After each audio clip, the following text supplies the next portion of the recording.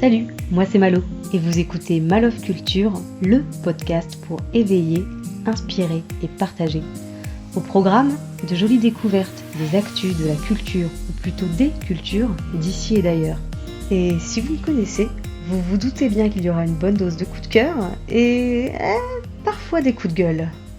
Mais alors pour cette dernière partie, on repassera. On vit un moment historique, une crise sanitaire mondiale. Donc j'ai envie de vous dire que le climat il est déjà pas oufissime. Alors même s'il y a des baffes qui se perdent, je sais pas vous, mais j'ai plus envie d'envoyer de l'amour que de râler, non ? Au contraire, la période est propice à l'émergence de nouvelles formes de solidarité, mais aussi à l'introspection et à la création, et ça, c'est beau. Alors chacun y va de son petit truc. Les Hollandais ont fait le plein au coffee shop, histoire de rêver un max ou de raver en solo. Rêver ou raver, dans ce cas-là, je suis pas très sûre du terme. Bref, les Ricains, eux, sont prêts pour une attaque d'aliens, j'ai l'impression.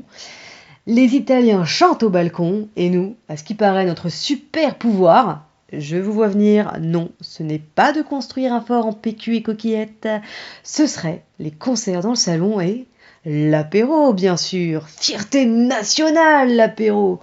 Tiens, d'ailleurs, il y a apéro au balcon vendredi soir, donc même si t'as pas de balcon, tu ramènes tes fesses à ta fenêtre. Du coup, je sais pas vous, mais moi ça me branche bien comme ambiance. Puis, il y en a qui se plaignent. Les mecs, faites pas genre. En temps normal, vous passez déjà 3h47 devant votre téloche. Donc, a priori, ça va pas trop vous changer la life. D'ailleurs, ça m'impressionne 3h47. J'ai beaucoup de questions à ce sujet. Parce que même moi qui travaille pour la télé, je me demande ce que vous matez d'intéressant. Enfin là du coup, le confinement change la donne, les chaînes se sont dit putain vas-y, on rigole plus là. Maintenant ils vont vraiment regarder la grille des programmes, c'est con, ils vont avoir du putain de temps à tuer sur leur canapé, on a l'avenir de couple entre nos mains les gars, c'est du sérieux.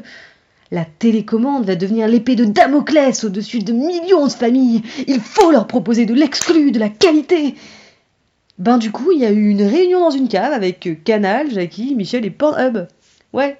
Ils venaient d'apprendre qu'en période de confinement, la vente de sextoys était en train d'exploser, alors ils ont voulu en essayer, forcément. Et ils sont ressortis de là tout excités, en mode « Vas-y, on refait ça, mais gratos, pour tout le monde !» Ouais, je les imagine parler comme ça, alors qu'en vrai, ce serait plutôt « Vas-y, on refait ça, mais gratos, pour tout le monde !» Alors, le côté exhibe, c'est cool, franchement, belle assurance, belle solidarité. Mais alors, filer du porno gratos pendant la période de confinement, les gars, je suis pas sûre, Fallait avoir l'idée. Mais c'est peut-être pas le best moment ever pour mater des gens à poil et te faire plaisir quand toute ta famille est autour de toi. Qu'est-ce que t'en penses ? Résultat, va surtout y avoir des frustrés. Puis alors, imagine les ados, frustrés, confinés chez leurs parents. Mais laisse tomber. Et puis en plus, ils vont devoir tenir 15 à 40 jours comme ça. Ouais, non, franchement, le porno gratos en confinement, bien ouais, super idée. C'est sûr que celle-là, on l'avait pas vu venir, On est bien en 2020, c'est sûr. Bref, en cette période certes troublée, les milieux culturels vous assurent un service de qualité et nous allons en parler. Vous écoutez le premier podcast de Malof Culture en mode once again a beast to fly, sans matos, juste l'envie et la passion. Vous l'aurez compris, c'est un élément clé ici, la passion. Oui, parce que clairement, s'il y a un truc que j'ai bien compris ces derniers jours, c'est que j'étais pas indispensable à la nation, Mais je peux l'occuper. Et comme je ne suis pas une Wonder Woman médecin ou soignante et que mes 15 prochains jours, ça va être de vivre pour de vrai avec le mec que j'ai épousé et qui habite chez moi, enfin qui habite chez Billy, et que tout ça va finir en énorme bataille d'oreillers pour savoir qui va garder Billy, dans quelle partie de l'appart et quelle zone sera la Suisse, fallait que je trouve une occupation saine. Ah oui, alors faut aussi que je précise que Billy c'est notre chat, parce que si c'était un gosse, clairement on se battrait pas du tout pour la garde en quarantaine, on le ferait sortir prendre les courses sans dérogation et on rigolerait. Force et honneur aux vrais parents. Putain, et aux profs aussi. Mais c'est chaud, tu vas avoir 40 questions à la con par minute, et c'est encore plus facile quand tous les gamins et leurs parents ont ton WhatsApp. Bref, il fallait que je m'occupe utile, donc j'ai créé un podcast, histoire de confiner intelligent. Alors évidemment, il y a cette pile de livres qui vous fait du gringue depuis des mois sur votre table de chevet et qui ne demandent qu'à avoir leur page caressée ou cornée, c'est selon. Il y a votre nouveau compte Netflix, en espérant que la bande passante ne fasse pas trop des siennes et que vous puissiez chiller comme jamais. Et puis vous vous êtes toujours dit que vous vouliez apprendre l'italien, donc c'est le moment ou jamais. En plus on peut le faire en chantant, c'est cadeau. Bon, en revanche pour vos voisins, c'est peut-être pas le moment d'apprendre à jouer de la batterie, c'est noté. Bref, ce qu'il y a de génial quand c'est le bordel, c'est que c'est là que la culture prend tout son sens. Plus que jamais, elle est vaste, plurielle, pour toutes et pour tous. Voici donc un petit florilège des meilleures initiatives culturelles repérées sur la toile, mises à votre disposition pour vous cultiver et rendre votre quarantaine un brin plus poétique depuis votre salon. Confiné, oui, mais cultivé. On commence par l'opéra. Pourquoi ? Parce que de base, et pour beaucoup, lorsque l'on parle de culture d'élite ou d'art inaccessible, eh bien l'opéra est en tête de liste. Il y a une espèce d'imaginaire collectif autour de l'opéra, des ballets, ou même de ce qui tourne autour de la musique classique de manière générale, qu'il range dans une case élitiste, bien à part, bien fermée, bien cloisonnée. Les gens se disent qu'ils n'ont pas les codes, ou que c'est réservé aux richoux, que de toute façon, si tu écoutes ce genre de musique, que tu t'y intéresses, c'est que t'en as les moyens, et que si les moyens tu ne les as pas, tu peux pas faire partie du club, ni comprendre ou partager cet univers. Alors bien sûr, les mentalités changent, et heureusement. On aime ou non l'opéra, c'est comme tout, mais toutes ces idées de cloisonnement, elles sont bien faussées, préconçues. Ce n'est pas si inaccessible que ça, et je vous parle en connaissance de cause. C'est aussi cela qu'ont voulu montrer les corps de ballet sur les marches de l'Opéra Garnier il y a quelques mois, lorsqu'ils protestaient contre la réforme des retraites. Alors oui, il y avait les éléments de protestation, mais l'espace d'un bel instant, ils ont pu partager leur passion. Ils l'ont rendu plus que jamais accessible et ils ont montré que chacun pouvait apprécier ce spectacle et le dur travail réalisé pour en arriver là. Rien ne vous empêche demain, vous aussi, de commencer, d'essayer. Surtout, j'ai envie de vous dire que l'opéra, il y en a pour tous les goûts. C'est plein d'histoires et d'influences différentes. Il y a même plein de rockers qui s'en sont inspirés. Il suffit d'écouter Queen pour comprendre. En tout cas, et ça fait plaisir de le constater, on remarque que bien confiné dans notre chez nous, c'est paradoxal mais c'est tant mieux, on peut aussi en profiter pour sortir de notre zone de confort. Et ça, c'est plutôt chouette. Dans le cas de l'opéra, c'est l'occasion ou jamais, ne serait-ce que d'essayer, une fois dans votre vie, d'en écouter un bout, de regarder un spectacle, de se faire conter une histoire. Et ça tombe bien, parce que depuis quelques jours, l'Opéra de Paris met gratuitement en ligne ses spectacles. Il suffit d'aller sur le site de l'Opéra ou sur Culture Box. Et on commence fort avec jusqu'au 22 mars Manon de Jules Massenet, mis en scène par le jeune Vincent Huguet qui convoque les années folles avec plein de références art déco ou architecturales et un décor monumental. L'histoire ?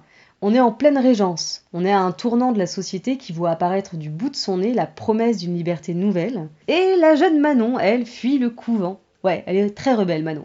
Et clairement, elle souhaite grave en profiter, braver tous les interdits et se jeter à corps perdu avec le chevalier des Grieux. Vont-ils se pécho sans masque ? La passion sera-t-elle trop brûlante pour cette société ? Le suspense est presque à son compte. C'est un travail qui est salué depuis des mois. Les rôles principaux font partie des duos désormais iconiques de l'opéra. Les costumes sont dingues. Franchement, si vous n'avez jamais regardé d'opéra, ça vaut le coup d'œil. Il est assez moderne.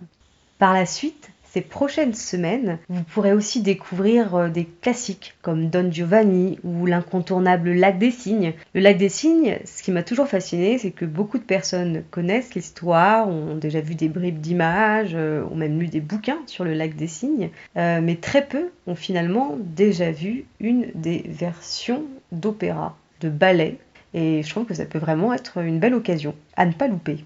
D'autres opéras dans le monde participent à cette opération, comme celui de Vienne ou de New York.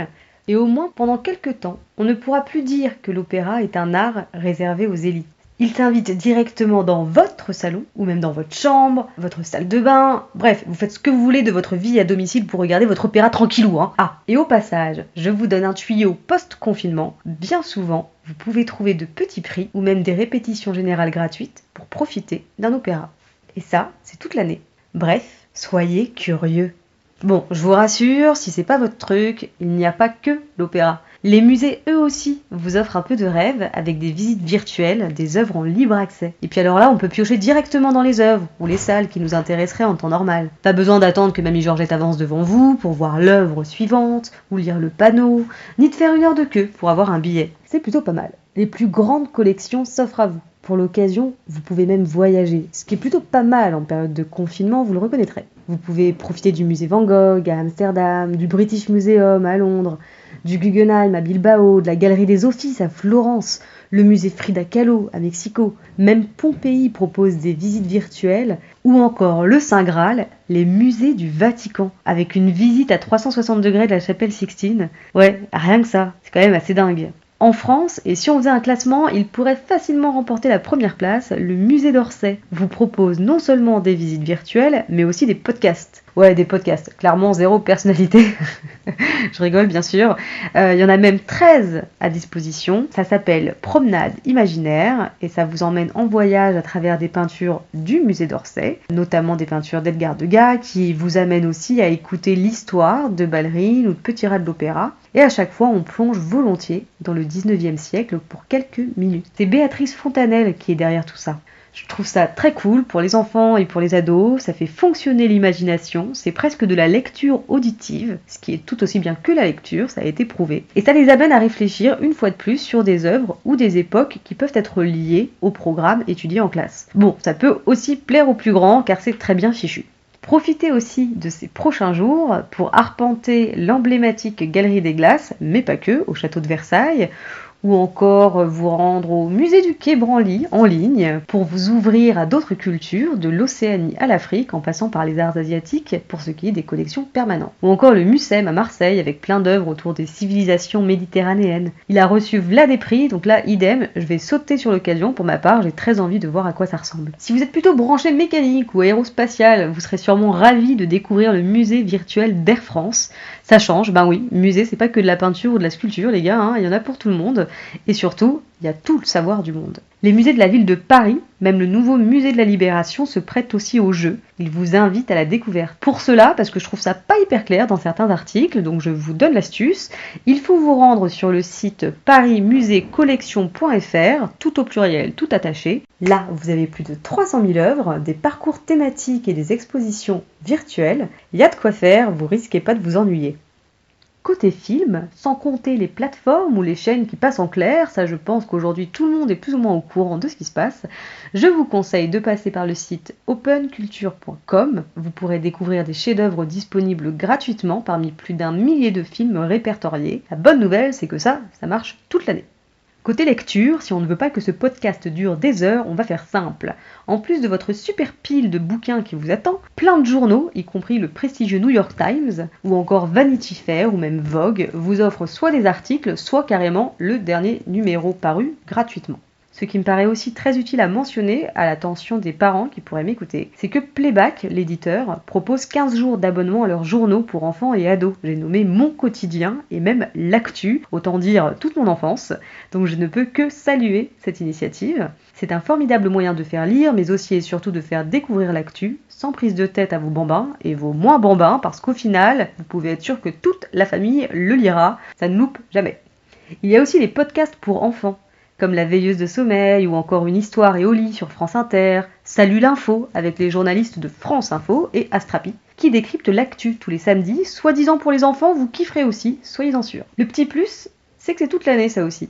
Parce qu'il n'y a pas que confiné qu'on peut être cultivé, évidemment. Et pendant que votre gamin fait ses devoirs sur l'ENT qui ne fonctionne pas, vous pouvez aussi vous instruire. Ça existe tout au long de l'année, c'est gratuit, ça s'appelle des MOOC, M-O-O-C. Alors les deux sites que je peux vous conseiller, chers amis, auditeurs, auditrices, c'est fun-moc. Je viens par exemple de suivre des cours en ligne d'histoire et de littérature au siècle des Lumières, mais aussi une formation technique à la vidéo. Et je peux aussi vous conseiller le MOOC du Grand Palais, oui, encore un musée, qui propose des cours d'histoire de l'art, des petites capsules de quelques minutes, très pédagogiques. Et en ce moment, il y a des petites vidéos sur les couleurs dans l'art. C'est ludique, c'est enrichissant. Alors là, bien sûr, je vous parle de ce qui me branche à moi, je vous donne mes exemples, mais il y a plein d'autres sujets de MOOC, de la géo, de la politique, des langues, du commerce, des cours sur l'entrepreneuriat, etc. La liste est longue. Si ça vous tente, vous devriez trouver votre bonheur. Enfin, et bien sûr, quand on parle culture, chez moi on parle musique. The show must go on, comme dirait Freddie Mercury. Les concerts sont à portée de clic et ça envoie du lourd. Bono, Jean-Louis Aubert, Shady, Coldplay, j'en passe et des meilleurs. Ils sont tous là en train de nous faire des petits concerts et des petits moments de musique en live sur leur Facebook ou leurs différentes plateformes. Ça c'est plutôt cool. La petite pépite en France, selon moi, c'est le duo émouvant et charismatique que forment Lily Crow et Thierry Chazelle. Leur dernier spectacle, comme leur précédent, est un petit bijou, encore une fois. Et pendant le confinement, vous pouvez les retrouver chaque jour sur leur page Facebook. Ils vous donnent rendez-vous et vous proposent des petits bouts de concert, dont certains nouveaux morceaux. Et on adore ce concept, on est à fond les ballons pour les retrouver chaque jour. Et surtout, si vous ne les connaissez pas encore, je vous le dis de suite, vous allez en tomber amoureux, c'est certain.